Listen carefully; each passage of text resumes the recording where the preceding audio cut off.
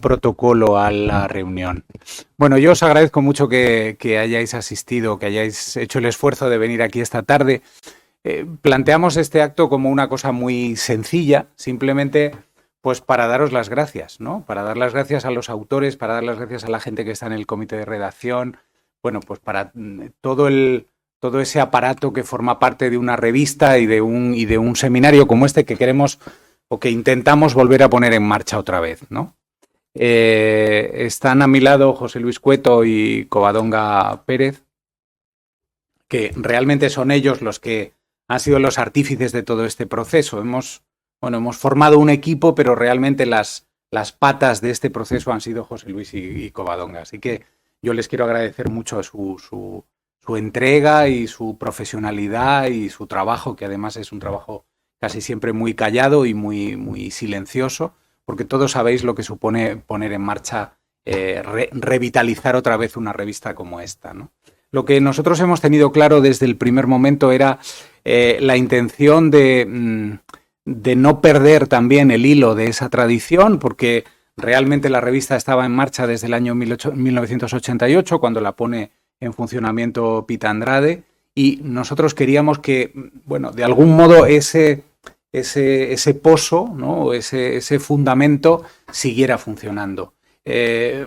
Por eso también hemos pensado que era útil mantener el nombre de Cuadernos de Arte e Iconografía, aunque sea un nombre que podamos pensar que está obsoleto o que es de otra época o que nos habla de otras cosas, ¿no? Pero yo creo que con la apertura que queremos plantear en la revista, de que quepa todo, de que quepan enfoques diferentes, autores distintos, procedencias diferentes, materiales diversos, todo ese pozo que tiene la revista lo deberíamos aprovechar, ¿no? Y bueno, pues si no tenemos un nombre mejor, mantenemos lo que hay, ¿no? Nosotros nos debemos de alguna manera también a ese legado, y os lo cuento también ahora por si no lo sabíais. Aquí se conserva la biblioteca de Pita Andrade, está toda la biblioteca en el seminario de arte Marqués de Lozoya, que además Carlos está terminando de inventariar ahora mismo, que es hacer, bueno, pues porque aparte de la biblioteca de la propia fundación, que es una biblioteca riquísima y además con materiales algunos verdaderamente singulares, ¿no? Hay unas colecciones estupendas en la propia biblioteca. Cada seminario tiene la suya, ¿no? Y en el caso del seminario de arte heredó esa biblioteca de Pita Andrade que dejó aquí. Y eso es lo que estamos intentando ahora también clasificar y fichar para que en un momento dado sea útil, porque hay algunos ejemplares que son verdaderamente también diferentes, ¿no? Y bueno, el camino a seguir pues es esto que os ponemos aquí en esta diapositiva, que no es descubrir ningún Mediterráneo, ¿no? Lo único que queremos es mantener el legado, como veis ahí, recuperar esa estructura a la que le hemos querido dar esta forma de monográfico, miscelánea y reseñas, ¿no? Queremos hacer todos los años una jornada monográfica o dos jornadas monográficas que realmente sirvan de sustento a la revista como de espina dorsal, ¿no? Y a eso se van a ir añadiendo esos otros trabajos. Si os pedimos que, bueno, no solamente que vosotros os manifestéis en la revista, sino que lo hagáis público a alumnos, a quien os parezca oportuno, ¿no? Porque estas cosas hay que mantenerlas y se mantienen con la aportación de la gente, ¿no? Queremos mantener la periodicidad que se había perdido, una periodicidad anual con una publicación periódica, no con las monografías, que eso va por otro camino, y que también estamos abiertos a todo tipo de cuestiones y a todo tipo de ofrecimientos para poner en marcha otra vez la línea de monografías de la Fundación o las publicaciones de tesis doctorales cum laude, es decir, todo lo que sea necesario, ¿no? Es algo que estamos como queriendo volver otra vez a reiniciar, algo que tenía una trayectoria y que tenía peso, ¿no? Mejorando todo lo que se pueda en la calidad de la edición, en lo que sea, adaptándonos a los tiempos actuales, ¿no? Y bueno, lo que queremos es eso, darle nuevos enfoques, nuevas aportaciones, y aquí, bueno, pues vais a ver que la intención que planteamos pues es la de rigor, ¿no? El rigor científico, el que sirva para la comunidad investigadora, bueno, pues eso, de toda esa idea que os decimos de ir articulando la revista en esos 3 aspectos y volver a reiterar que está abierta a todo lo que planteéis, ¿no? Naturalmente agradecer a la Fundación Universitaria que nos da este cobijo, y que realmente no nos pone ninguna pega para que esto siga adelante, ¿no? Todo lo contrario, sino que lo que quieren es fomentar este seminario que estaba un poco dormido y quieren que vuelva a tener otra vez. Por lo tanto, todo lo que se os ocurra también de propuestas o de jornadas o de lo que sea, estamos abiertos a todo, ¿eh? Y ahora le voy a ceder la palabra a José Luis, que os va a contar un poco cómo se estructura la revista. Luego os vais a poder llevar alguno de los ejemplares impresos y después intervendrá Covadonga con las otras actividades que de momento están programadas durante el año y que, bueno, pues para que también le deis visibilidad y lo pondremos, estará todo en la web y se podrá consultar ahí para que al que le interese pues se acerque. José Luis.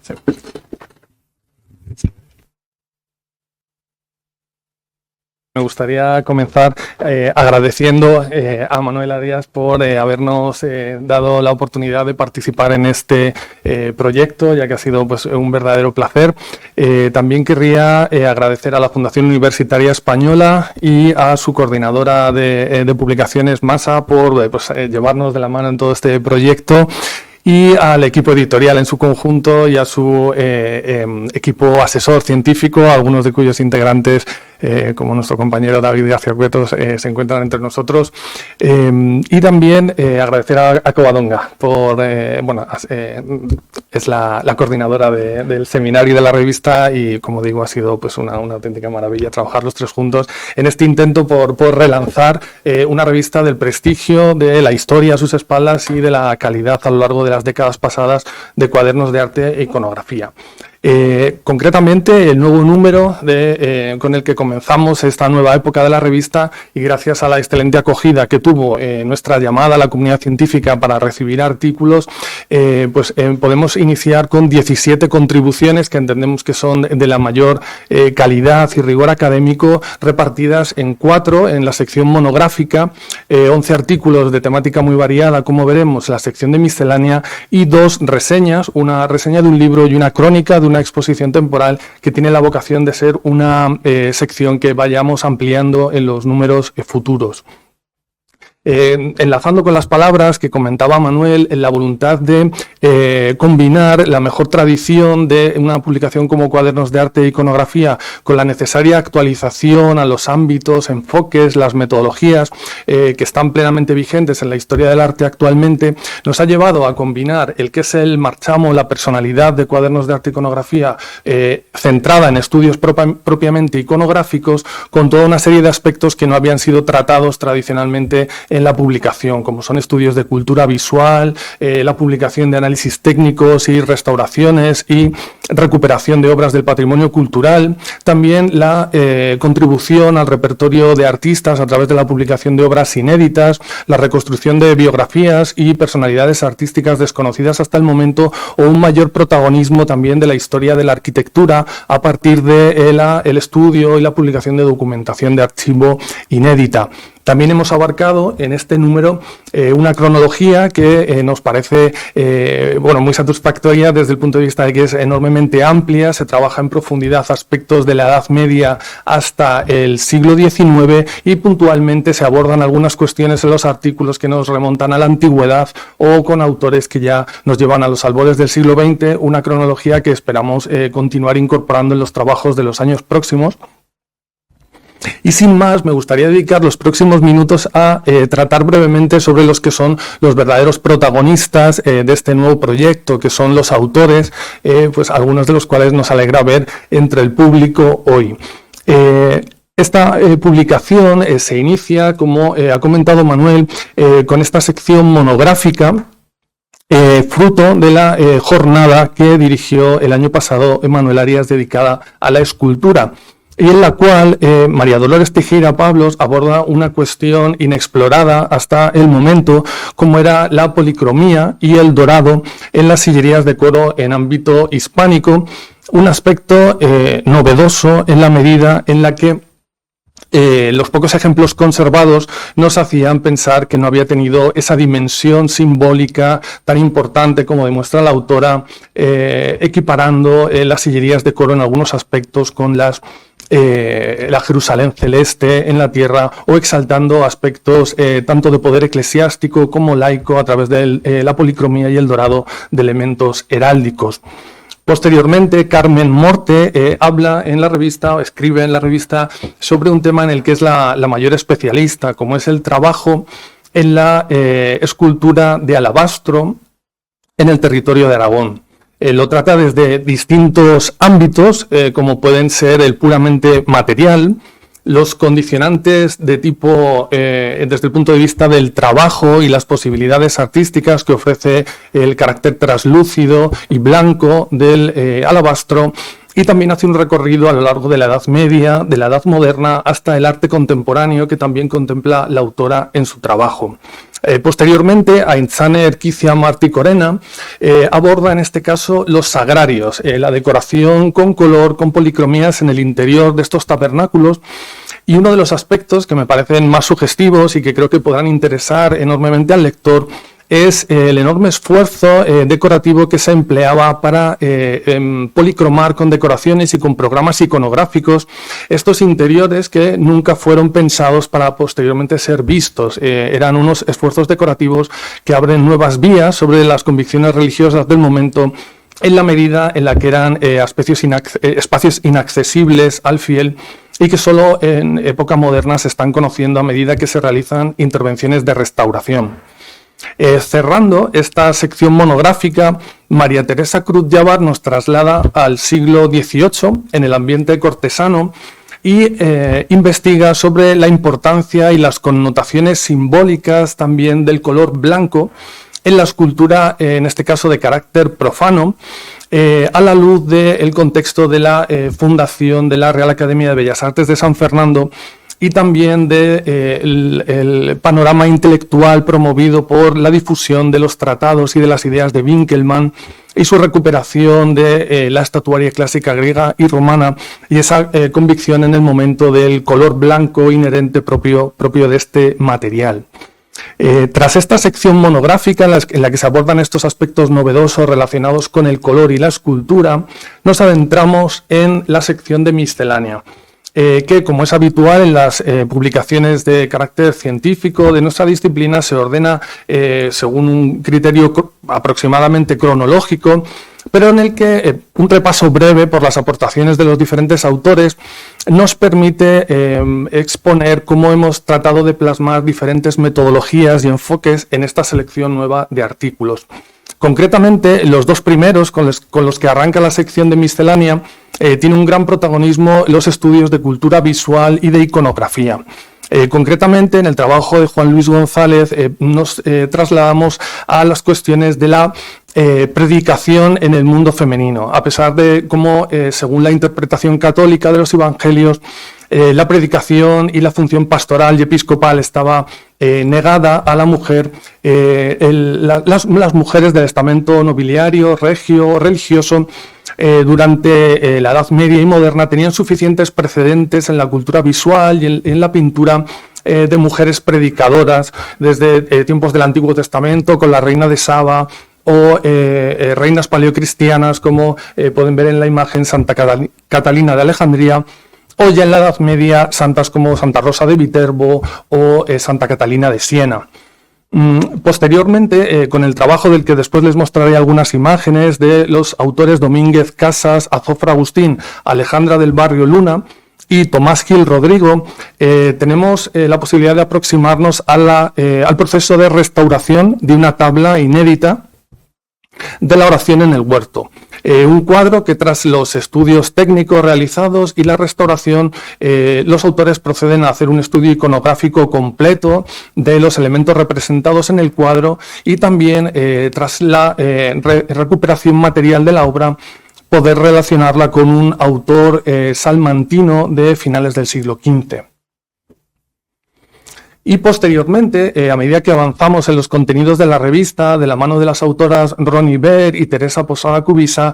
podemos adentrarnos, como digo, en el siglo de oro español a través de diferentes aspectos. Concretamente, Ronnie Baird trata algunas de las cuestiones que han sido que han protagonizado sus investigaciones en años pasados, como son las relaciones entre Murillo y el arte del norte, las redes de clientes y el mundo nórdico, en definitiva. En el caso de nuestra revista, abordando la cuestión de los paralelismos compositivos y estilísticos entre Murillo y el artista belga Michael Swift, lo cual es, tal y como pone en contexto la autora, de enorme interés en la medida en la que no se conoce mayor viaje de Murillo más allá de su estancia en Madrid, ni hay documentado una estancia en España de Michael Swift, por lo que la autora explora los cauces por los que pudo entrar en contacto con este artista del norte. Por otra parte, perdón.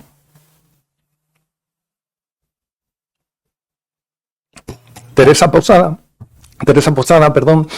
nos introduce en el recibidor, en el primer ámbito de entrada, en la residencia palaciega de don Gaspar de Haro, el séptimo marqués del Carpio, en el conocido como Jardín de San Joaquín, en el que la autora identifica, a través de las entradas del inventario, una insólita o poco frecuente galería de mujeres en la que aparece una representación de la reina Esther y una serie de representaciones de figuras femeninas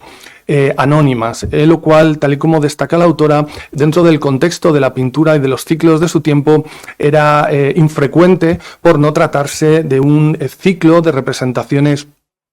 dinásticas, familiares o de las mujeres fuertes del Antiguo Testamento, probablemente con la voluntad del Marqués del Carpio de ofrecer un simbolismo en línea con la emblemática de su tiempo para presentarse como un personaje ejemplar en un momento de su biografía en la que era necesario, como aborda la autora, que también relaciona las entradas del inventario con cuadros conservados. Por otra parte, otro aspecto que me gustaría destacar dentro de esta nueva línea editorial de la revista es que hemos abierto el ámbito de los idiomas que tienen cabida en la publicación y en búsqueda también de un mayor impacto internacional. A diferencia de cómo sucedía antes, ahora aceptamos artículos en todas las lenguas comúnmente aceptadas en la comunicación científica, lo que nos lleva a incluir el artículo en inglés de Ronnie Baird y también el de Jeremy Rowe. Jeremy Rowe, en su artículo, trata uno de los aspectos sobre los que ha investigado en los últimos años, como es la emblemática y la iconografía relacionada con el autor, el escritor y poeta portugués Manuel Pineiro Arnaud, concretamente su Templo da Fama, y lo hace desde estos puntos de vista que encajan también con la línea de la revista tradicional desde el punto de vista iconográfico, pero también desde aspectos más novedosos como son los de la sátira visual o la crítica política entre Portugal y España en el contexto de la Guerra de Restauración Portuguesa. Y posteriormente, a través de los dos siguientes trabajos de Manuel García Luque y de Jesús Porres Benavides, podemos acometer otra de las metodologías y puntos de vista que no estaban tradicionalmente presentes en cuadernos de arte e iconografía, como es la atribución de obras inéditas y el enriquecimiento del catálogo de artistas del barroco español. Concretamente, Manuel García Luque identifica como obras de José Risueño, del artista granadino José Risueño, una pintura del Niño de la Espina, en colección particular, también un busto de talla del ex Homo procedente de la iglesia de Nuestra Señora de los Remedios en Cabra y un dibujo a lápiz que representa con gran fidelidad al que fuera su principal mecenas y protector, el arzobispo Martín de Ascargorta. Jesús Porres Benavides, en su artículo, nos da a conocer un cuadro de inmensas dimensiones que representa la comunión de la Virgen, que les mostraré a continuación, en el que rechaza la atribución anterior a Simón Gutiérrez y de forma convincente relaciona el cuadro con la producción de Bernardo Lorente Germán. Para ir concluyendo, a través del trabajo de Esteban Ángel Cotillo Torrejón, si antes teníamos una serie de estudios centrados en pintura y escultura, su artículo nos permite profundizar en aspectos de arquitectura dentro de este número de la revista, y además haciéndolo en línea con la que ha sido su investigación que centró su tesis doctoral. En esta ocasión retomando la cuestión a través de las intervenciones que se produjeron de restauración y los proyectos de reforma, algunos de los cuales no llegaron a materializarse, en la Real Capilla de San Isidro durante el siglo XVIII. Y posteriormente, los trabajos del profesor Ismael Gutiérrez Pastor, de José Luis Díez y de Ana Valtierra Lacalle nos permiten ir avanzando cronológicamente hacia el siglo XVIII y todo el siglo XIX. Concretamente, con el trabajo de Gutiérrez Pastor conocemos por vez primera la personalidad artística y biográfica de Miguel Malmonje y Carranza,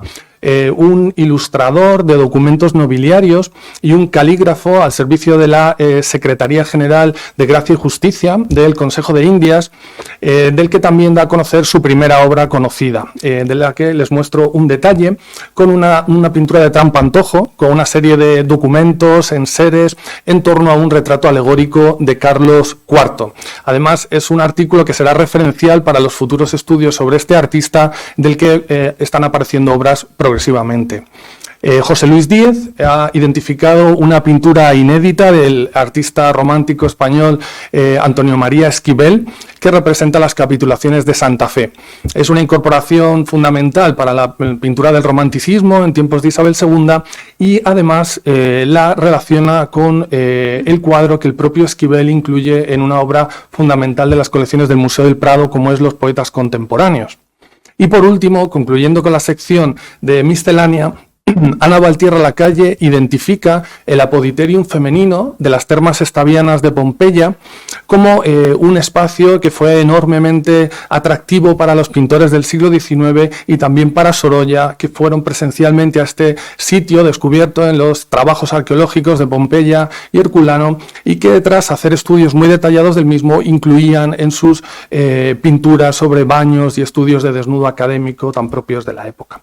Y la revista concluye con una sección de reseñas en la que Iván González Sánchez hace un análisis muy detallado del libro publicado bajo seudónimo por Luis Indepels, un trabajo interesante, controvertido,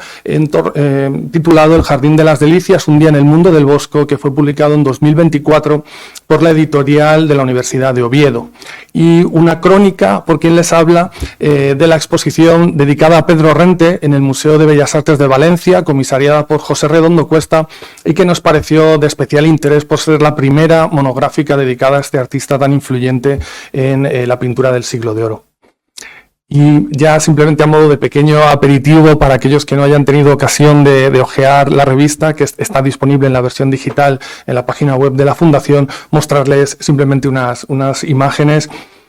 como son estas escenas de predicación que pueblan el artículo de Juan Luis González, en este caso con la Magdalena, convirtiendo al gobernador de la Narbonense y su familia, el antes y el después de la tabla de la oración del huerto, que, como digo, se da a conocer en este artículo, y que va acompañado el proceso de recuperación patrimonial del cuadro con un estudio iconológico detallado de la botánica y de su simbolismo dentro de la representación del huerto.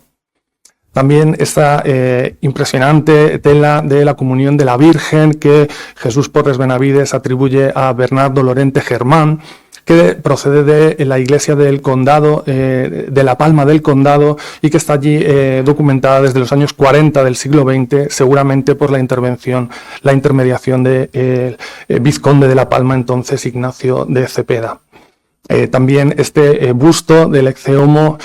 atribuido a José Risueño por Manuel García Luque, en el que además del estudio incluye documentación gráfica del siglo XX que nos permite conocer, por ejemplo, el estado en el que se encontraba cuando conservaba la corona de espinas,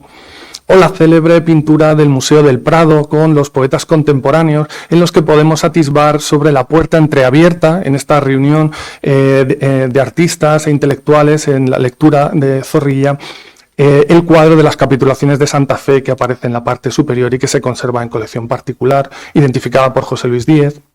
o la pintura y el detalle de la firma del trampantojo que el profesor Gutiérrez Pastor pudo leer correctamente por vez primera y atribuir a Miguel Malmonje y Carranza, así como la carta manuscrita de Ventura Rodríguez y el proyecto de reforma de la Real Capilla de San Isidro que comparte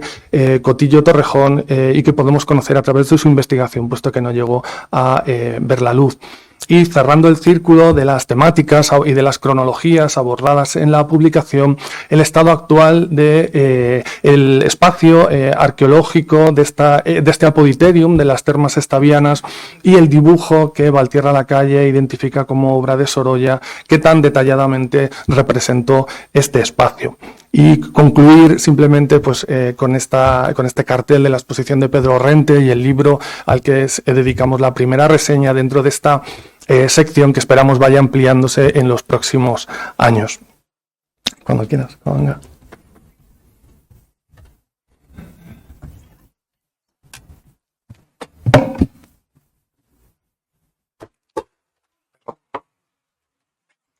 Creo que lo he encendido, vale, sí. Que además yo tiendo a hablar muy bajito y sin refuerzo apenas se me oye. Gracias, Carlos. Nada, yo voy a empezar, iba a hacerlo al revés, pero me parece muy buena idea seguir un poco el mismo orden que han seguido Manuel y José Luis, de en primer lugar agradecer no solo a los autores, a los revisores, a todos los presentes, sino a la Fundación Universitaria Española, por supuesto a la coordinación, a Masa por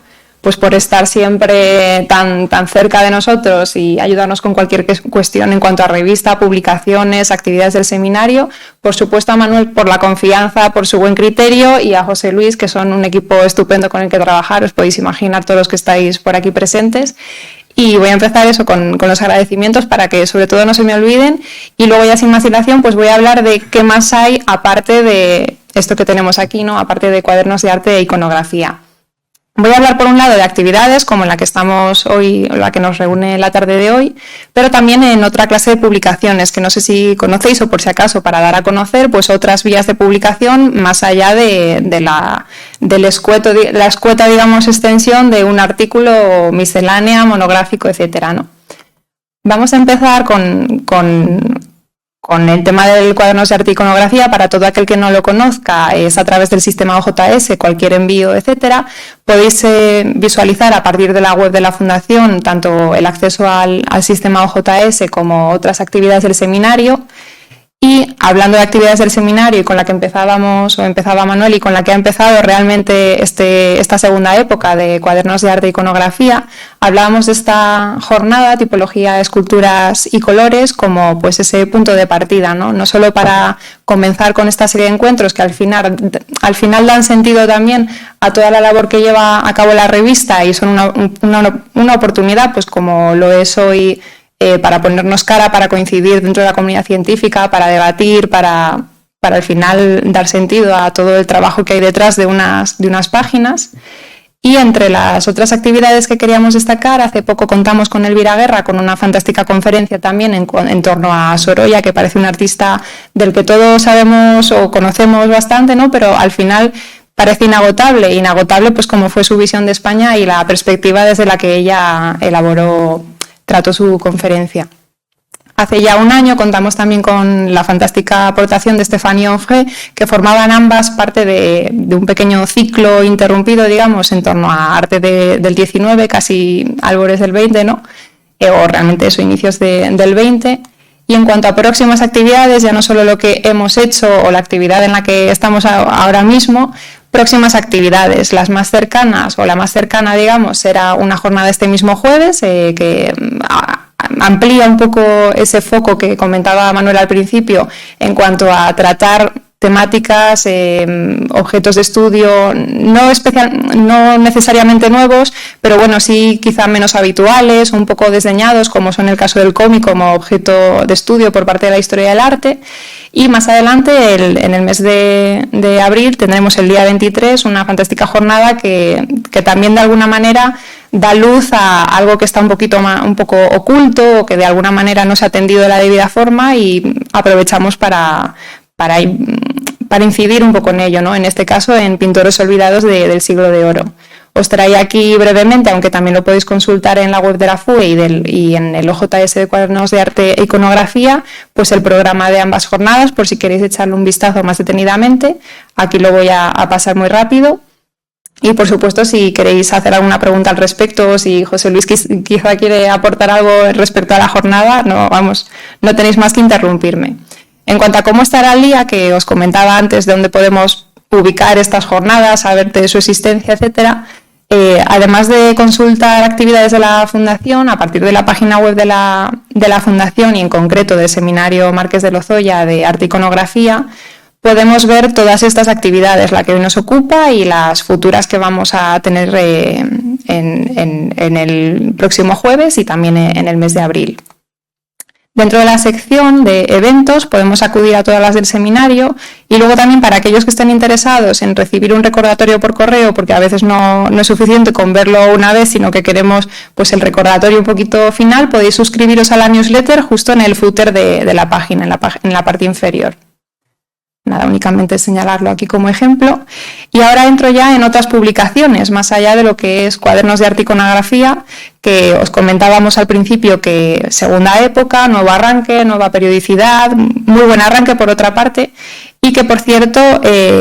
cuenta con nuevas normas revisadas y bueno, para todos aquellos que conocieran Cuadernos de Arte e Iconografía, también les invitamos a repasar esas novedades. Dentro de la colección de Bellas Artes tenemos este ejemplo de en este caso Javier Portús y Jesús Avega, que ha tenido reedición, la estampa religiosa en la España del antiguo régimen, para que tengáis en cuenta también otra clase de publicaciones o cosas que se exceden, digamos, de los parámetros de la revista, pero que por supuesto tienen cabida dentro de las publicaciones del seminario. Otro caso de publicaciones serían la colección no de Bellas Artes, sino tesis doctorales cum laude, como la que tenemos aquí de Silvia. Y más allá del envío a través del OJS, para aquellos que ya se han dado cabezazos contra la plataforma, que a veces no es todo lo fácil que debiera, o por lo menos no lo más intuitiva, en cuanto al envío de propuestas, no de la revista, insisto, sino de esas otras dos líneas de publicaciones, la forma de envío es a través del correo electrónico de coordinación, en este caso no de Cuadernos de Arte e Iconografía, aunque por supuesto si tenéis cualquier duda al respecto podemos hacer un primer envío a correos del seminario que quizá estáis más en contacto con ellos, pero bueno, comentaros que el envío realmente tiene que ser a través de la coordinación de toda la Fundación. Aquí tenía un pequeño listado de lo que tiene que haber en el dossier, pero también tenéis toda la información en la página web, así que no me voy a detener. Y por supuesto, bueno, no he entrado en ello, pero al igual que la revista pasa por esa revisión por pares ciegos, también lo hacen el resto de publicaciones, pues al final para cuidar, ¿no?, ese rigor científico y esa calidad que queremos alcanzar con todo lo que publicamos. Celebramos CAI, como comentaba aquí, y continuamos. Y a propósito de eso, recordaros que el Call for Papers de 2026 de CAI está abierto hasta el próximo 30 de abril, por si también estáis pensando en enviar alguna contribución, que todavía estáis a tiempo. Y nada, repetir una vez más el agradecimiento que he dicho al principio para que no se me olvidara.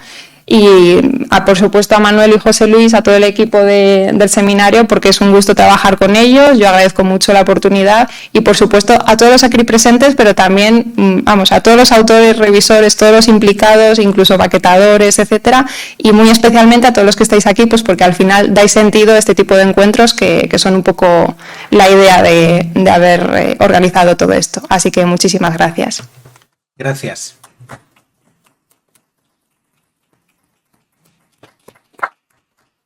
Hemos terminado. Si queréis hacer alguna pregunta o ya nos levantamos y lo hacemos. Sí, Teresa. Una línea de publicaciones. ¿Habéis pensado la posibilidad de publicar traducciones de libros que no se han publicado nunca en español y que son fundamentales? Pues podríamos planteárnosla, es decir, no lo hemos planteado, pero es una cosa que tendríamos también, yo creo que tiene cabida, o sea, y que no tenemos ninguna cortapisa a la hora de plantear proyectos de este tipo, por lo tanto, si consideramos que es útil y que tiene, pues perfectamente se podría. Y gracias por la sugerencia.